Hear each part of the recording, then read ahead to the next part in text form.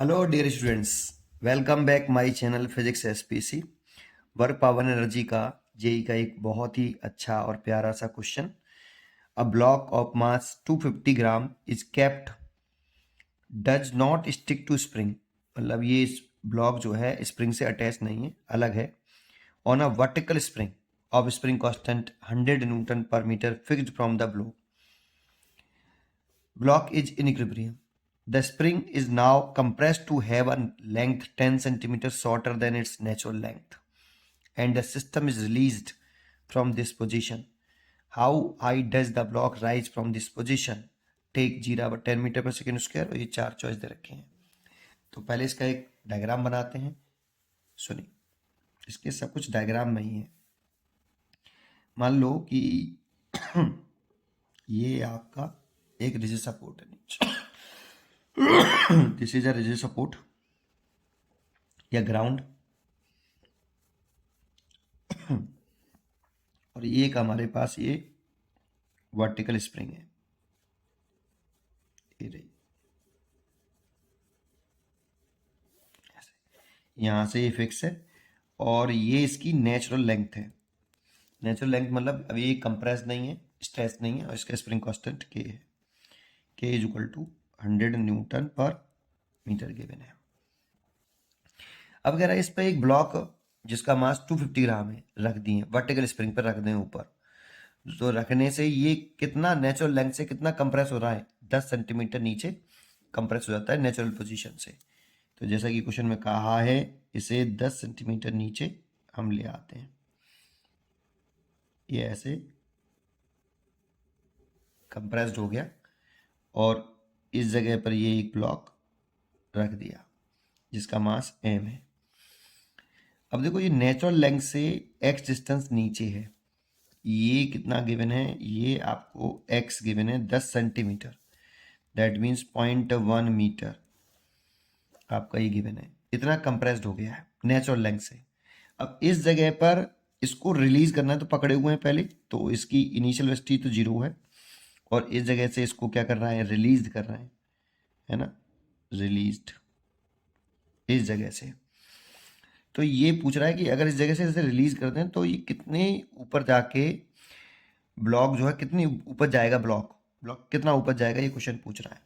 तो एक बात सोचिए, पहले इस जगह पर इस पे कितने फोर्स लग रहे हैं। इसका एफबीडी बनाए अगर हम ब्लॉक का, तो एक इस जगह पे फोर्स लग रहा है नीचे की तरफ mg, और ये स्प्रिंग इस पे जो फोर्स लगाएगी ऊपर की तरफ kx।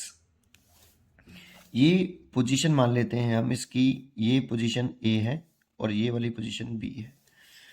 तो at position b, at position b पर अगर हम mg की वैल्यू निकाल रहे हैं या एफबीडी बना रहे हैं ब्लॉक का, एफबीडी ऑफ ब्लॉक, तो इस जगह पर बी वाली पोजीशन पर ये ब्लॉक है, इसका वेट नीचे की तरफ mg और इस पर स्प्रिंग फोर्स ऊपर की तरफ kx।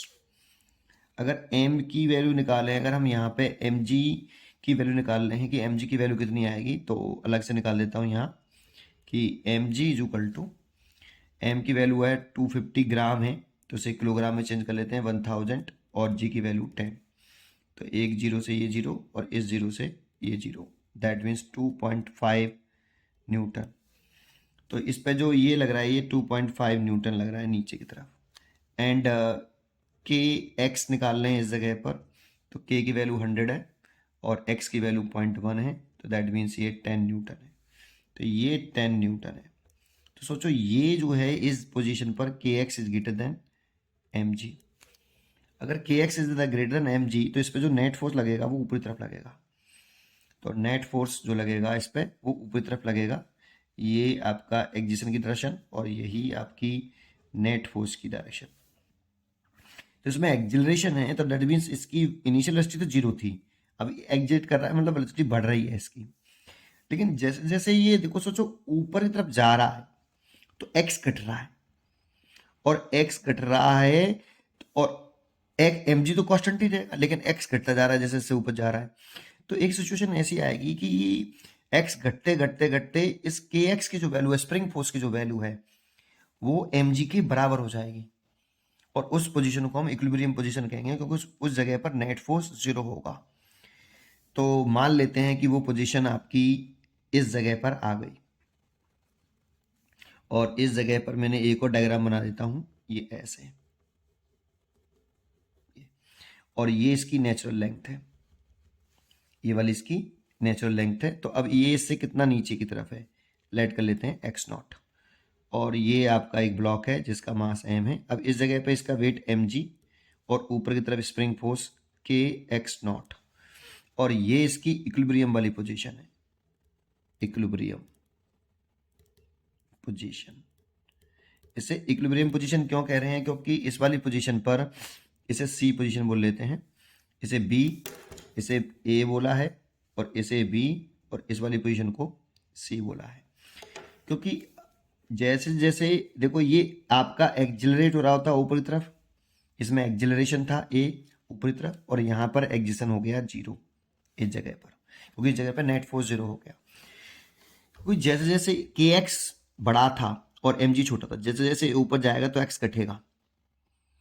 तो इसके ऊपर जाते समय ये एक्जिलरेट हो रहा है, तो इसकी एक्जिलेशन तो एग्जिट तो हो रहा है, लेकिन ये वेलोसिटी जो है वो घट रही होगी लगातार। लेकिन वेलोसिटी बढ़ने की जो रफ्तार है, वेलोसिटी बढ़ तो रही होगी लेकिन उसकी रफ्तार घट रही होगी। वेलोसिटी बढ़ तो रही होगी लेकिन उसकी रफ्तार घट रही होगी ऊपर तरफ चलने पर। तो यहाँ पर एक्शन 0 हो गया, दैट मीन्स यहाँ पर वो इसकी वेलोसिटी 0 नहीं होगी। ऐसा नहीं कि यहाँ पे एक्शन 0 हो गया तो उसकी वेलोसिटी 0 हो जाएगी।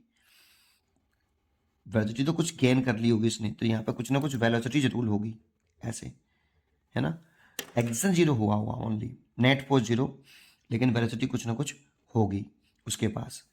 तो अब जरा सोचो कि एट, अगर हम कौन सी पोजीशन में पहुंच गए, एट पोजीशन सी पर, ये इसकी इक्विलिब्रियम वाली पोजीशन है, इक्विलिब्रियम पोजीशन। और यहां पर एम जी बराबर के एक्स नॉट हो जाएगा। चाहो तो आप यहां से एक्स नॉट निकाल लो, लेकिन हमें उसकी जरूरत नहीं है, ठीक। तो अब इसमें इसके बाद इसमें अगर वेलोसिटी है तो ये और ऊपर जाएगा, तो ये स्प्रिंग अब ये क्या करेगी, नेचुरल लेंथ आपकी जैसे इसकी ये ऑब्टेन होगी, इसके बाद ये और ऊपर चला जाएगा इससे, तो ये ब्लॉक जो है इससे अलग हो जाएगा। तो यही पूछ रहा है कि ये इसकी फाइनल पोजीशन हो गई, देखो ये, तो ये यहाँ अलग हो गया, और ये अलग हो गया, ऊपर गया, तो यहाँ पे आके इसकी वेलोसिटी जैसी 0 होगी उतनी हाइट अटेन करेगा इस इनिशियल पोजीशन से। तो ये इससे एच हाइट अटेन कर ली उसने ऐसे, और यही एच आपसे पूछा है कि कितनी एच पर वो रुक जाएगा, ठीक। तो ये नेचुरल लेंथ आ गई इसकी।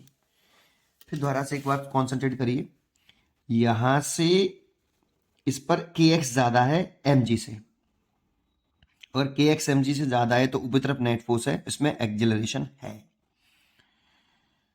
दैट मीन्स ऊपर तरफ चलने पर उसकी जो स्पीड है, उसकी जो रफ्तार है, स्पीड चलने की रफ्तार है, वो बढ़ तो रही है, लेकिन रफ्तार बढ़ने की जो रेट है वो घटती जाएगी।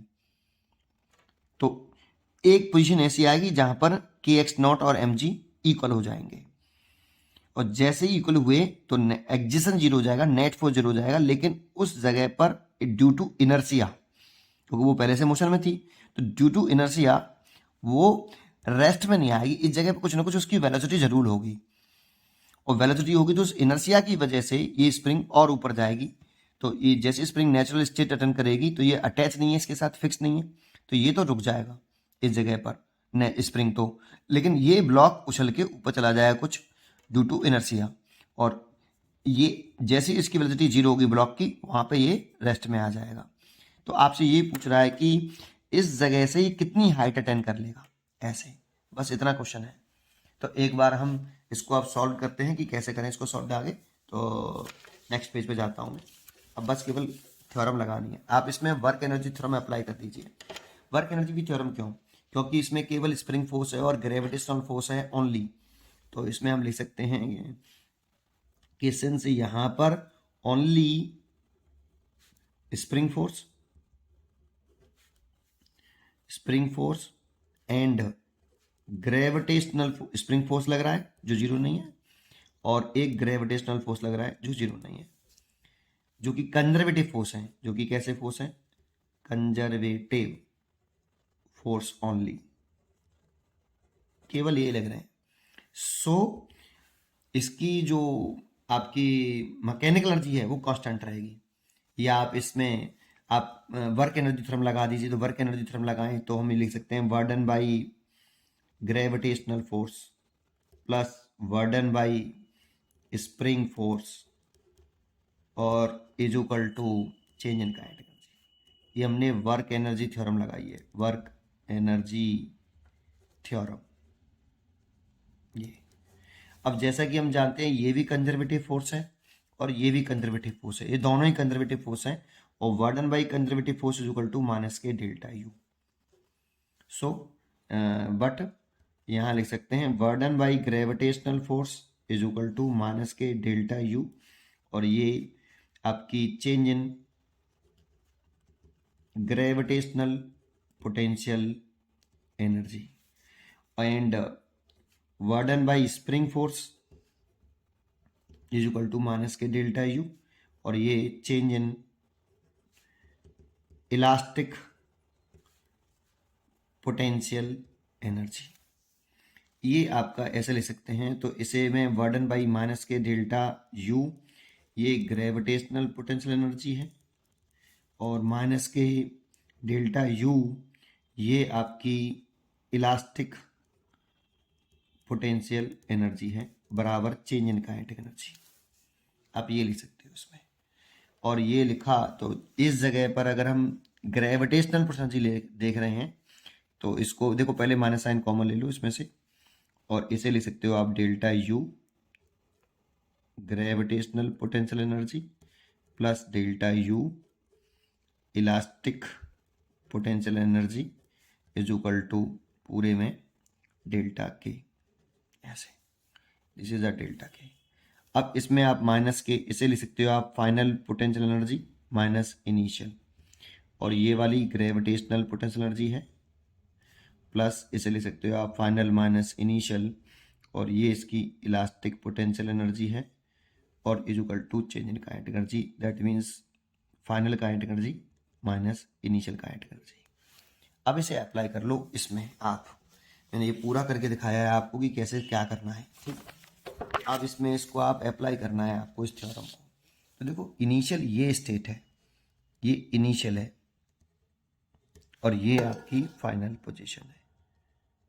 लेकिन एक छोटी सी बात आपको मालूम होनी चाहिए कि मैं क्या कर रहा हूं इसमें, इसको ग्रेविटेशनल रेफरेंस लेवल मानना हूं, ग्रेविटेशनल रेफरेंस लेवल, और इसको ये नेचुरल लेंथ है, यहाँ पर x बराबर 0 होगा, ठीक, ये नेचुरल लेंथ है इसकी, ठीक। तो जरा इसमें आपको ग्रेविटेशनल पोटेंशियल की वैल्यू निकालना सिखाऊं पहले। तो यू एफ, तो फाइनल पोजीशन तो यही है, और ग्रेविटेशनल रेफरेंस लेवल ये माना है, तो इसकी इनिशियल पोटेंशियल एनर्जी तो 0 है। ये ग्रेविटेशनल रेफरेंस लेवल है, तो ये ग्रेविटेशनल पोटेंशियल एनर्जी 0 है, और इससे ये h हाइट पर है, तो ग्रेविटेशनल एनर्जी फाइनल लिखें इस जगह पर, ग्रेविटेशनल एनर्जी फाइनल लिखें तो ये mgh, तो फाइनल पोटेंशियल लिखें ग्रेविटेशनल तो mgh माइनस इनिशियल 0 है, ये तो ग्रेविटेशनल वाली हो गई, प्लस तो जानते हो इसमें ग्रेविटेशनल रेफरेंस लेवल्स कंसीडर करना पड़ता है, तो मैंने इसको रेफरेंस लेवल माना है, वहाँ पर पोटेंशियल हाइट 0 मान लेते हैं, और ग्रेविटेशनल पोटेंशियल एनर्जी 0 कंसीडर कर लेते हैं, और इससे h हाइट पर जा रहे हैं, तो पोटेंशियल एनर्जी जो जाएगी ग्रेविटेशनल पोटेंशियल एनर्जी जो जाएगी वो mgh, तो ये mgh हो गई, ठीक। अब हम बात कर रहे हैं इलास्टिक पोटेंशियल एनर्जी की, तो उसमें हम रेफरेंस लेवल इसको मानते हैं, नेचुरल लेंथ को, इसको रेफरेंस लेवल माना गया है, रेफरेंस लेवल। इसमें यहाँ x 0 है, तो यहाँ पे इसकी इलास्टिक पोटेंशियल एनर्जी 0 होगी, this is a elastic potential energy, ये 0 होगी, है ना, स्प्रिंग की। अब ये इससे x डेप्थ नीचे है, तो इस जगह पर elastic potential energy half K X square होगी, तो इनिशियल वाली पोजीशन पर तो हाफ के एक्स स्क्वायर, और फाइनल वाली पोजीशन पर देखें तो स्प्रिंग अटैच हो गई, यहाँ से स्प्रिंग में कोई कंप्रेशन ही नहीं है, स्प्रिंग नॉर्मल नेचुरल लेंथ में रीगेन कर लिया है। तो final potential energy of elastic spring, spring में कोई पोटेंशियल एनर्जी नहीं है फाइनल, तो फाइनल तो जीरो है भाई, माइनस, क्योंकि स्प्रिंग नेचुरल स्टेट में आ गई ना बेटा।